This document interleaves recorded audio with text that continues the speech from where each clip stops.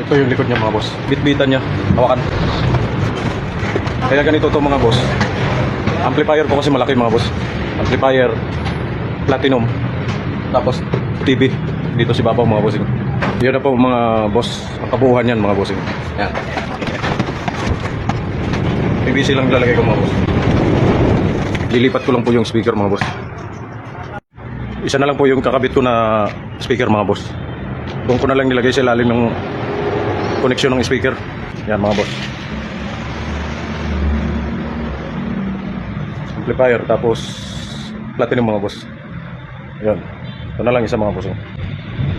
Sa ilalim ko na lang po. Puro duktong lang po ito mga boss. Pinutol ko lang po yan. Para makalabas sa dating box.